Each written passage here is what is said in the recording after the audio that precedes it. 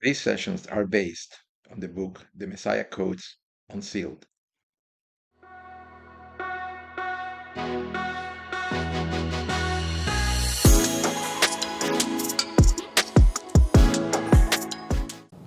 Welcome to the Messiah Codes. Today's session 51. And welcome to the first episode of Temple 2030 Watch, Unsealing Prophecy through Current Events. Your weekly look at news from Israel and around the world connected to Bible prophecy. I'm Luis Narciso, the author of the Messiah Codes Unsealed. In a world where faith and science rarely meet, a groundbreaking mathematical model is changing that story. The formulas unveiled in the book The Messiah Codes Unsealed have already demonstrated astonishing precision, revealing the exact timing of biblical prophecies that have been fulfilled with mathematical accuracy. Now, using the same methods, the model projects the next prophetic events still to come. The dedication of the Third Temple in Jerusalem in the year 2030 is the next event that the model predicts. Today, that may seem impossible. The Temple Mount stands contested and geopolitics make the idea unimaginable. But what if prophecy itself has already mapped the path ahead? This news series follows that journey, connecting current world events to the next chapter in biblical history. If the model is right, it will not only predict the future, it will provide something even greater: a falsifiable, objective proof of God's existence. This is where faith meets mathematics. This is the Messiah Codes, prophecy in motion. Welcome to the journey. Let's begin by reading Luke 19:41-45. Now, as he, Jesus, drew near, he saw the city, that's Jerusalem, and wept over it, saying, "If you had known, even you, especially in this your day, the things that make for your peace. But now they are hidden from your eyes. For days will come upon you when your enemies will build an embankment around you, surround you, and close you in on every side, and level you and your children within you to the ground. And they will not leave in you one stone upon another, because you did not know the time of your visitation." Jesus scolded Israel because they should have known the time of their visitation. This was said on Sunday, Nisan 10 of the year 38, AD 30, on the day of the selection of the Lamb. On the day of the selection of the Lamb, you select and bring to your home the lamb that you will be sacrificing 4 days later on Passover. And of course, they should have known the time of their visitation, as God left in the book of Daniel, chapter 9, verses 24 through 27, all the instructions necessary to know the exact second of Messiah's death. At 2:36 minutes and 22 seconds in the afternoon of Passover, Wednesday, Nisan 14, AD 30, as we studied in detail in session 3. They should have known that the Father would have brought his lamb, Jesus, to his house, to the temple in Jerusalem, 4 days before his sacrifice. This is when the Father selected Jesus, the Lamb of God, to be the Passover sacrifice for the sins of the world. Again, Jesus scolded Israel for not knowing the time of Messiah's first visitation. Now, if God gave them all the information necessary to calculate the exact time of his first visitation, do you think that he didn't give us all the information needed to know the time of his second visitation? Does God change? Of course, God left all the information necessary to calculate the time of his second visitation within a period of 2 consecutive days. Will the church make the same mistake Israel made and not follow his instructions and know the time of his second visitation? Will the church be scolded? Will you be scolded? As Christians, we are living in some of the most important times in God's plan. We proved in sessions 1 to 43, through the use of detailed mathematical analysis and data modeling, how exact prophecy already fulfilled was, and applying the same modeling principles with the coded prophecy yet to be fulfilled, with amazing results. The backbone of the prophetic analysis are the Jewish festivals and appointed days. Through them, God mapped the most important dates and events in the life of Jesus and the church. And he did it with an incredible level of precision. Interestingly, the analysis of those dates branched like a tree, leading to the solution of other prophecies. One of those branched prophecies is the date of the dedication of the Third Temple. All the prophecies related to the Third Temple end exactly in the same year, 2030.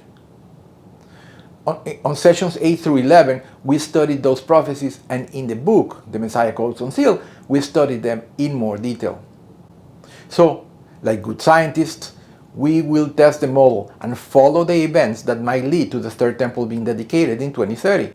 This comes from prophecies in the Bible, in Genesis, Leviticus, and Ezekiel, and they all fit together like a piece in a puzzle. The model has been very accurate at decoding prophecy already fulfilled into exact dates and events. Now it is time to prove whether the model is as accurate decoding prophecy yet to be fulfilled as it is decoding prophecy already fulfilled. As we read in Isaiah 46:9 through 11, remember the former things of old, for I am God and there's no other. I'm God and there's none like me, declaring the end from the beginning and from ancient times things that are not yet done, saying, my counsel shall stand and I will do all my pleasure. If the model is correct, it could show that God, the Creator, is witnessing and revealing historical and future events almost like we are in a designed reality. So this is the first session where we use current news and maps revealing the events in Israel and the Middle East leading to the fulfillment of the prophecy of the dedication of the Third Temple in 2030. The fulfillment of the Third Temple dedication in 2030 is the first in a series of prophetic events that end with the second coming of Jesus, the Messiah. Again, for future prophecy, the model is accurate to within 2 consecutive days. It was initially intriguing that all the calculations for those prophecies have a precision of no more than 2 consecutive days. This is as granular as you can get. Check that out for yourself in sessions 1 through 43 or in the book. It's amazing. And at the heart of the issue is that in order to get to the specific day when a prophecy will be fulfilled, you find that you need to know the hour, as Jewish days, and of course Jewish festivals and appointed days, span 2 of our Gregorian days, going from sunset of one day to sunset of the next day. So we don't know the exact day when the prophecy will occur because we don't know the hour. When Jesus says that nobody knows the day and the hour, he was literal. Those are the things in the Bible that blow my mind.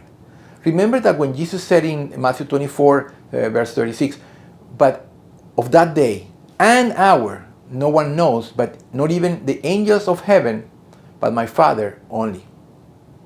Notice that he said that day and hour, so that both conditions must be simultaneously satisfied.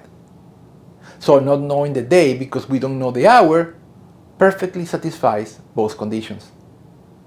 Then God confirms that argument when we read in 1 Thessalonians 5, 2 and 3.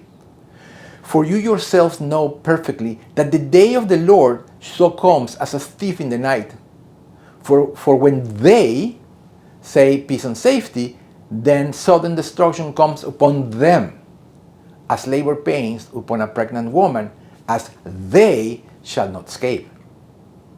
The Lord specifies that the day of the Lord so comes as a thief at night, for when they say peace and safety, then sudden destruction comes upon them. So, this warning is not for the church, but for the world, for they and for them. But then we're reading the part of the message directed to the church in verse 4. The Lord says, but you, brethren, are not in darkness, so that this day should overtake you as a thief. That confirms what we studied in sessions 1 to 43, and in more detail, of course, in the book. That confirms that God gave all the information necessary to calculate the date within 2 consecutive days of his second visitation, so that day does not overtake us, the church, like a thief. We are not they, we are not the world, we are the church. So one of the goals of this channel you can search at Temple 2030, is to document the events that will lead to the dedication of the third temple in 2030.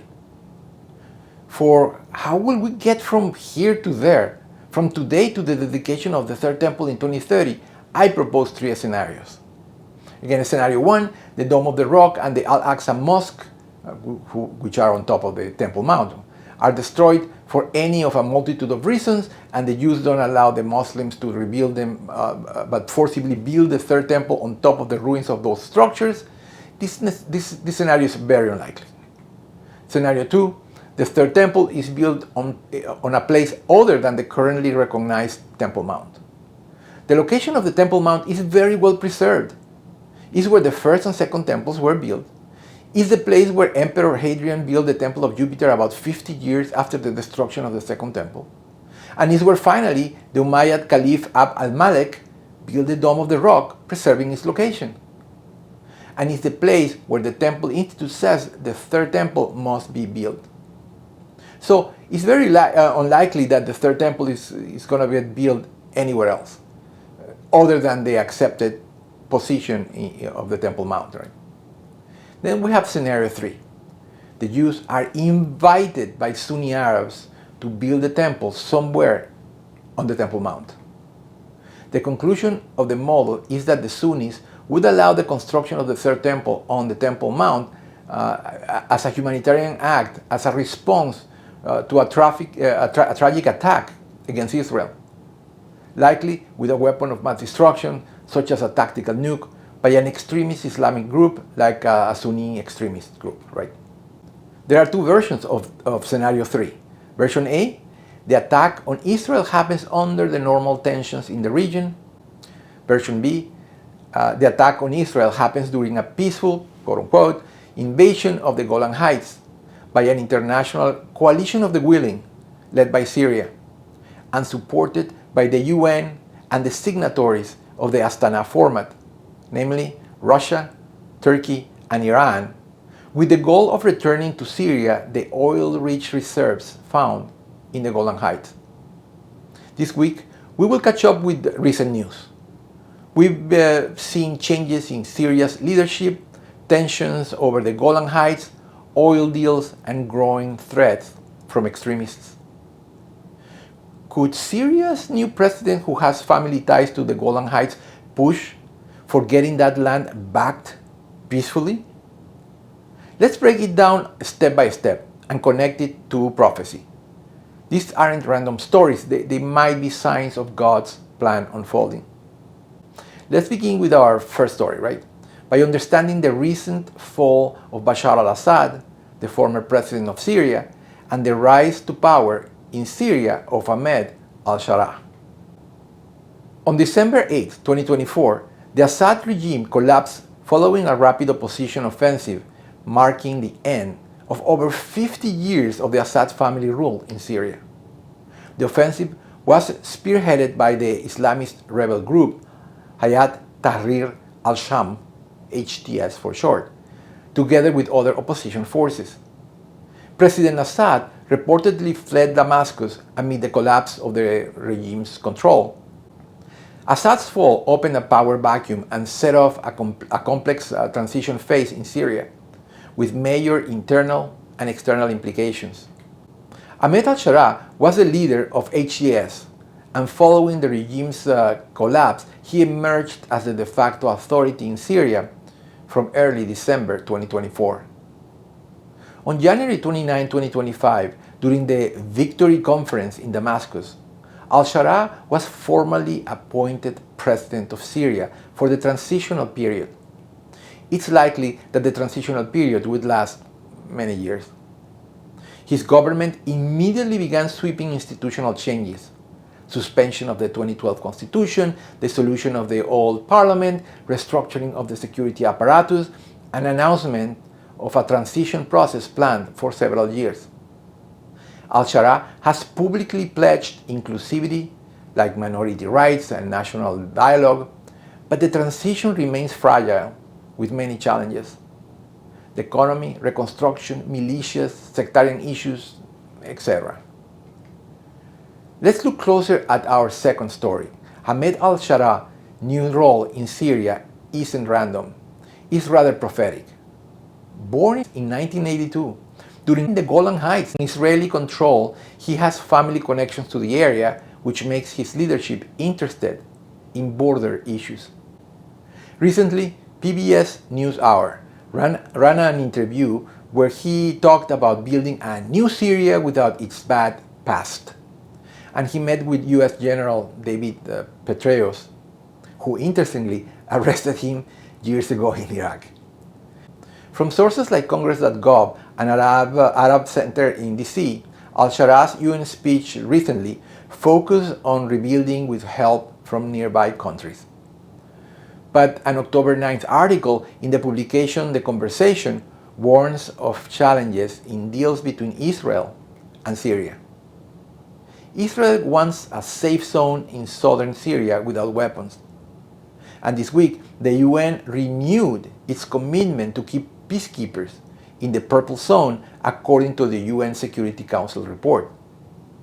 No plans yet to give back the Golan Heights to Syria, but al-Sharaa's background might encourage Syrians who want it returned.